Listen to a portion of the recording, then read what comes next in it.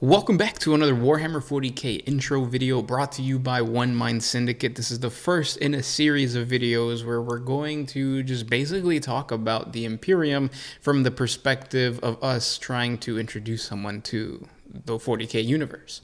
So I guess not just talking about the Imperium, but just everything of 40K. Yeah, and there is a ton to talk about. Literally hours can be spent explaining it to somebody because much of these things sound like a whole different language. You're essentially bringing somebody up from nothing to a vast knowledge, expanding, 60 plus books, multiple iterations of the lore and additions, tabletops, everything. Yeah, so there's a lot to talk about, and we're going to try to compress it within like 10 to 15 minutes.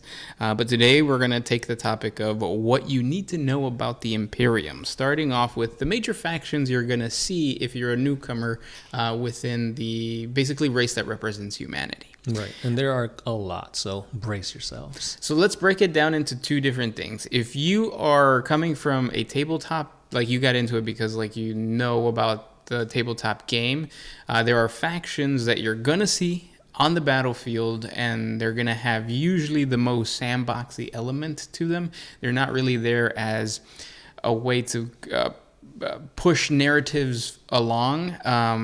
What they are there for is for you to create your own armies around these factions.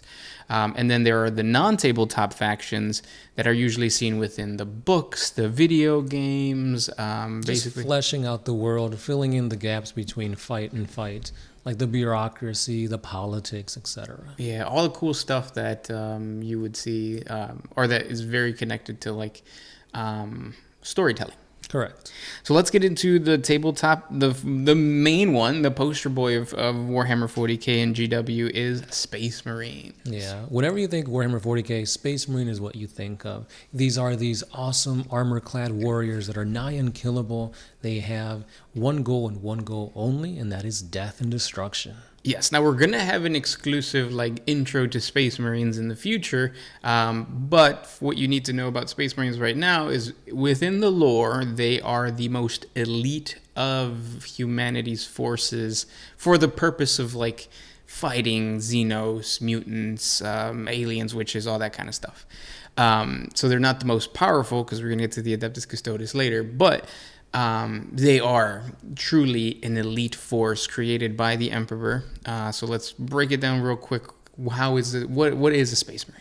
So a Space Marine is a human who has undergone the process of getting gene seed implantation as well as psycho-indoctrination, which pretty much means it is a prepubescent boy that has been brainwashed and new organs have been put into their body to become this warrior of heightened strength, reflexes, speed, and tactical skills. Yeah, and if you're a newcomer, you're going to come across two things. A Space Marine is either a firstborn or he's a primaris.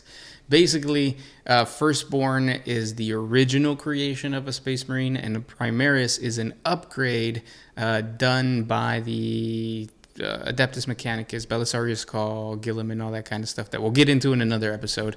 But basically, what you need to know is that in the lore, it's an upgrade. In reality, it's Games Workshop wanting to create a more, up to scale, more detailed, better looking model so that people can be, whoa, that looks really cool. Yeah, and instead of just creating a new Space Marine model and saying, we have a new Space Marine model, they integrated the lore into it, and they said, these are completely different than Firstborn. So you have two variants of Space Marines, Firstborn, Primaris. Yeah, chances are you'll see less and less Firstborn as we go on into the future of 40K.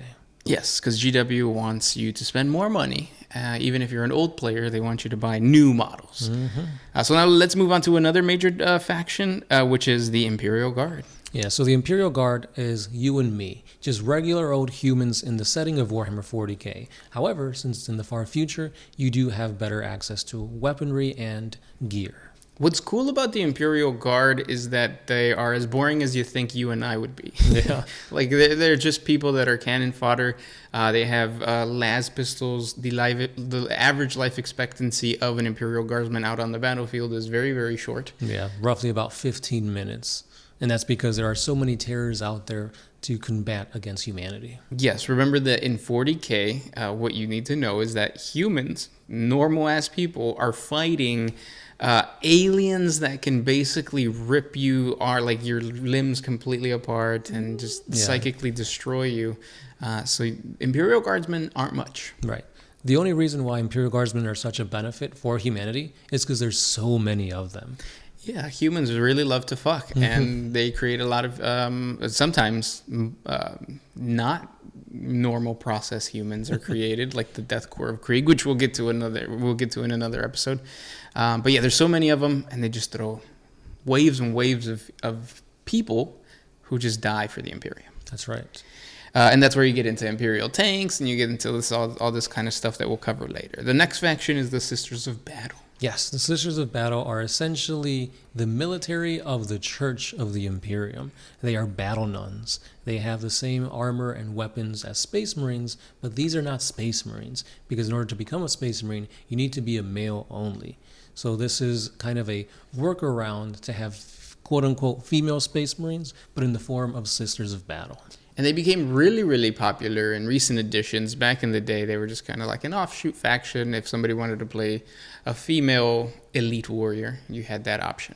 Now, within the lore, these girls are tough. Usually they are orphans or children that have been given up to the Sisters of Battle, and they become some type of... they get a job as either a Sister of Battle, and then there's other like factions within them. So we'll talk about that later. And not just that, but one of the benefits of being a Sisters of Battle is that the Emperor could potentially bless you and make you a saint, essentially making you immortal, able to resurrect, and to fight with the powers of the warp. Yes. These are all really powerful warriors, but the most powerful of all of them is going to be the Adeptuscustodies, which is the next faction we have to talk about. Yes, so the Custodies are a league above the Space Marines. So the Space Marines are essentially very elite, so these guys are the pinnacle of creation. They are not a Space Marine. They are a human that the Emperor has tinkered with psychoalchemy and science to create a specimen of utmost power. They are not psychers, but they are tactically and physically the pinnacle of what creation could make at the time. Yeah, and the common question that we get for newcomers is like, well, why not just create a bunch of Adeptuscustodies instead of Space Marines? And the answer to that is that the Adeptuscustodies, their purpose was to be bodyguards for the Emperor. That's it. Yeah. So because of that, you don't really need a lot of them. And even if you were to create a lot, the amount of time, effort, materials needed to create their armors, their weapons, etc. is just too much. So that is why they are a small, superbly elite force. Yes. And then tied to them, to the Adeptuscustodies, is the Sisters of Silence. The Sisters of Silence are warrior women who have taken vows of silence. However, each and every single one of them is a blank, a null, a pariah. Basically a soulless human that is capable of stopping any and all psychic and warp abilities. And that's what makes a huge difference between the Sisters of Silence and the Sisters of Battle, other than the history, which we'll get to in another episode, obviously. But the Sisters of Silence are blanks, where the Sisters of Battle are not. Also, the Sisters of Silence have been around for a really long time. They are also connected to the Emperor, and they fought alongside him back in the day. Yeah, they also go around the galaxy collecting psychers to basically feed to the Emperor to keep him alive. So both these two factions, the Adeptuscustodies and the Sisters of Silence, have been serving the Emperor specifically, not humanity in general, since the beginning of, well, we'll get into the history later, but since the Emperor's been around. The next one is the Adeptus Mechanicus. This is a very fun one because if you guys like technology and robots, they are basically robot people. They help the Imperium through a treaty that the Emperor did a long time ago, unifying Earth, aka Terra, with that of Mars. And they are the reason why humanity has evolved tremendously through the use of technology. Basically think of them as if like Geek Squad were to get political power, religious power, and military power. Yeah, that is who they are. They basically the tech guys of the future. They have their own planets, their own religion, and what they bring to the table for humanity was so important that the Emperor was like, I don't want to destroy them. I need to incorporate them into my empire, the Imperium. They create the weapons, the armor, the tanks, the aircraft, the spaceships, the Titans. And the majority of them are just lobotomized humans that are working as servitors, basically. That's what the Scutari legions are. So when you see them on the tabletop, they look really badass and they're killers, but they're more robot than human at most points. And then the next one is the Imperial Knights. So the Imperial Knights are very similar to that of the Adeptus Mechanicus, where they're basically robots that are piloted by humans. Princeps is what they're called, and they're basically huge mechs. I think of the movie Pacific Rim. Yeah, where you have to have a neural link. You get bonded to this machine, and these things are huge. You're right. Yeah. They have massive chain swords, weapons that can literally obliterate entire mountains. Like, they are something to not mess with. Yeah, and they came about from the very beginning because when we'll get into the details of like humanity's history in a little bit, but like back in the day when humans started exploring other planets, they realized that there was some megafauna that needed to be taken care of, and they created Imperial Knights, and that's where the origin of the Imperial Knights are. So they've been a part of humanity for a very, very long time. Now in the Imperium, they're just a really elite fighting force. And then lastly, we have Imperial Agents. This is the last faction.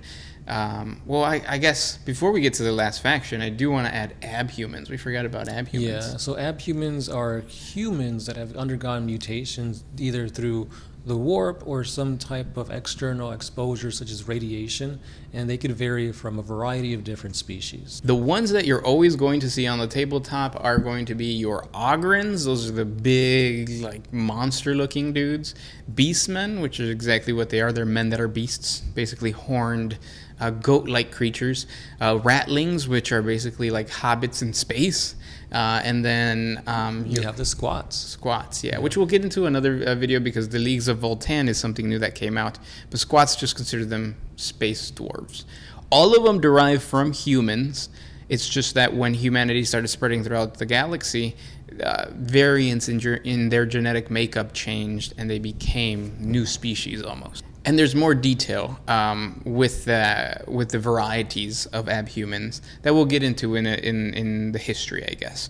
And then the last faction that you're going to see on the tabletop is the Agents of the Imperium. Yeah, it's one of the smaller playable factions you can use. Usually you want to ally with them, and they include a variety of special units, such as assassins or inquisitors, or sometimes even just space police. Yep.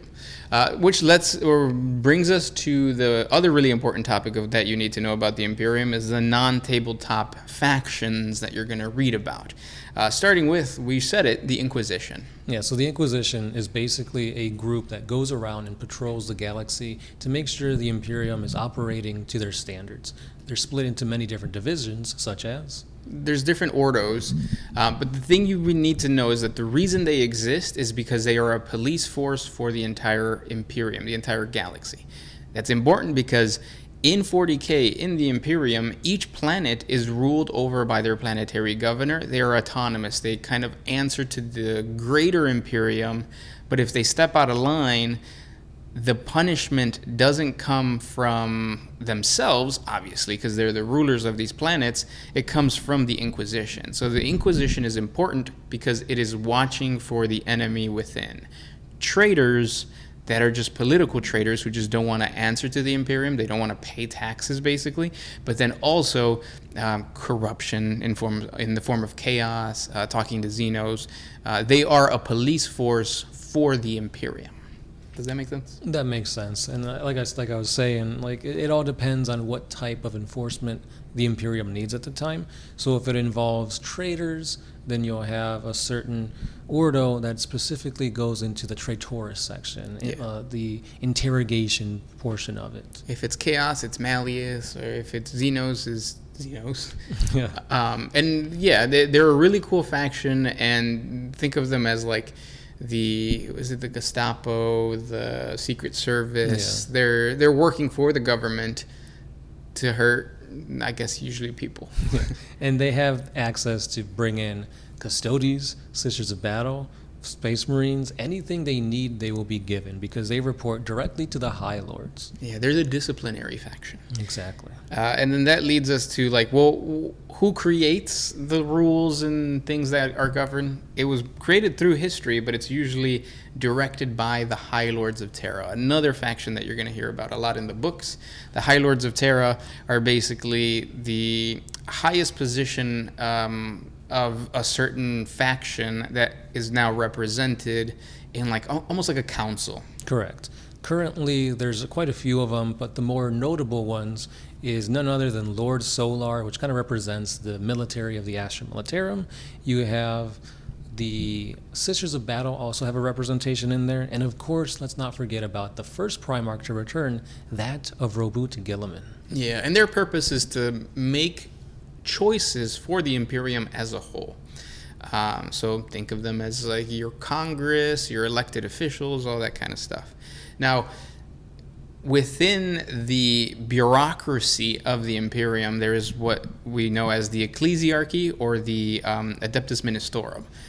Yeah, so this is basically the religious aspect of 40K, which at this point in time, religion is the overall driving force that pushes humanity to do basically everything and anything. They see the Emperor as this god, and they use this as a means to punish and push humanity towards achieving everything for the god Emperor.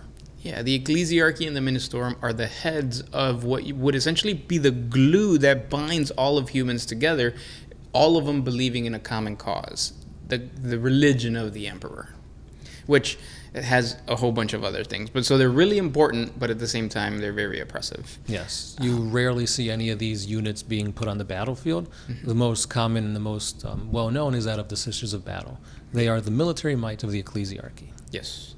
And then you have all of these factions need to be transported throughout the galaxy. That is where the Imperial Navy comes in. This faction is talked about a lot in like the video games and all that kind of stuff because transportation is a crucial part in any type of world building, and that faction is the Imperial Navy. Yes, they rely heavily on astropaths and telepaths because in order to travel from point A to point B, it would take hundreds of years. So in order to do this, they have to traverse the warp. And in order to do that safely, they need these astropaths to find out what is the safest route to get there without being invaded by the chaos residents of the warp. Yes.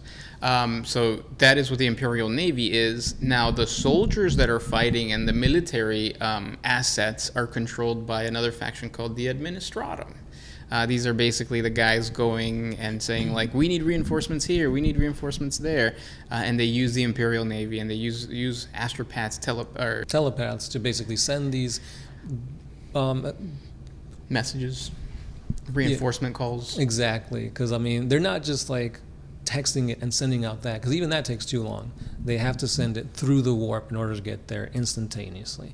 Because oftentimes you'll see a distress beacon get put out, and they won't ever hear it or see it months, weeks, even years later. And at that point, what good is it for? Yeah, that's one cool thing about 40K that I guess most people need to know is that all the problems that people think of, like in the Star Wars universe, of like, how is it that they're traveling from point A to point B, time doesn't really matter, all that kind of stuff. Within the Imperium, it does matter, and it showcases how shitty everything is. Right. So you can have a planet who's like, we need reinforcements, and the Administratum sends reinforcements, but they get there 10 years later, because of like the concept of travel and all that kind of stuff. Yeah. So it's very realistic and grim dark because of it. Right.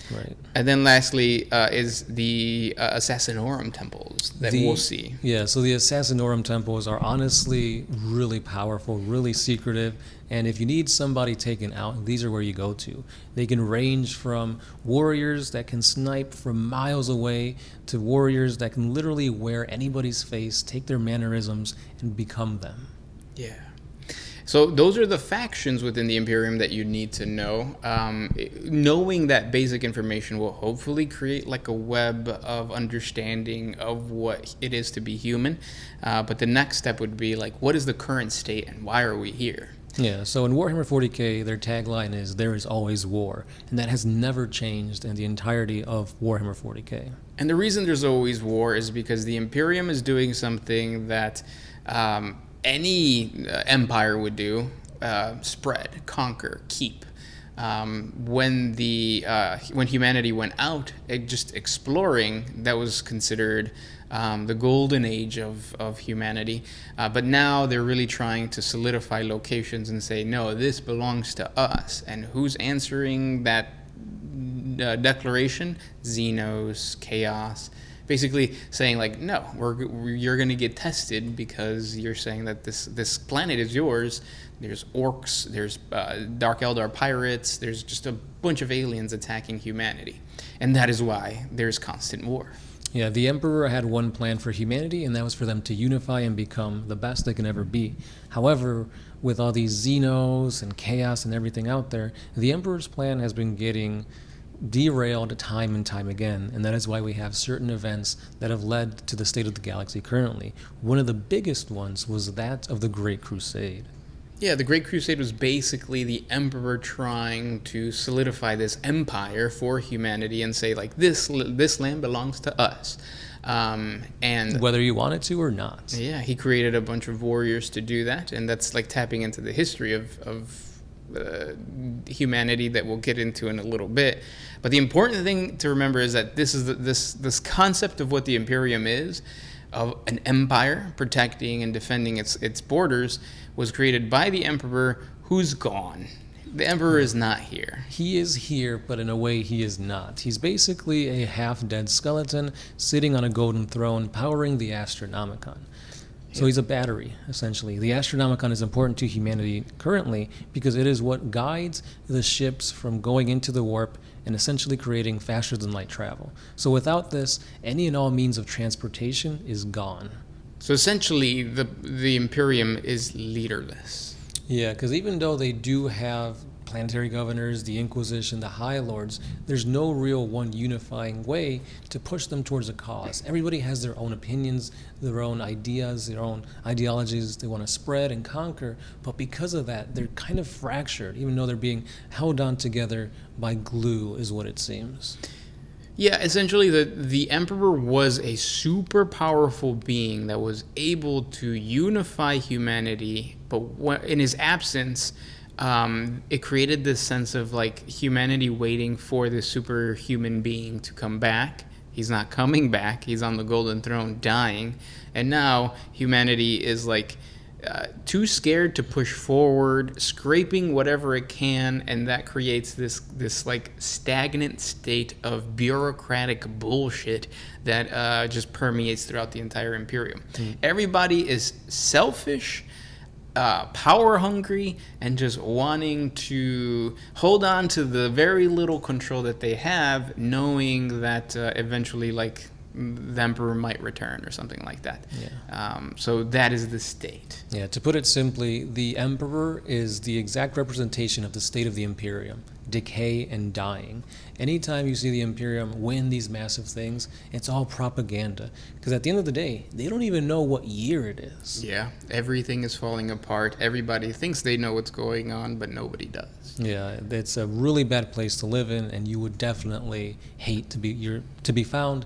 You would definitely hate it if you found yourself in the Warhammer 40K universe. And that's just a snapshot of what you need to know within the Imperium. We haven't gotten into the history, haven't gotten into chaos, we haven't gotten into all those good juicy things, but we will in this series. But if you guys enjoyed,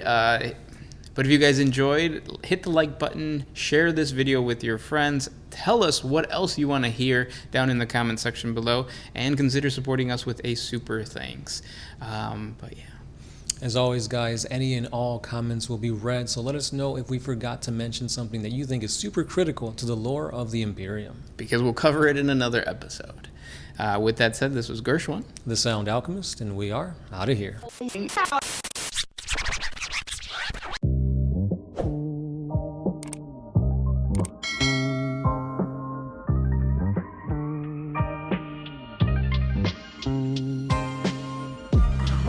Always used to put my freedom first.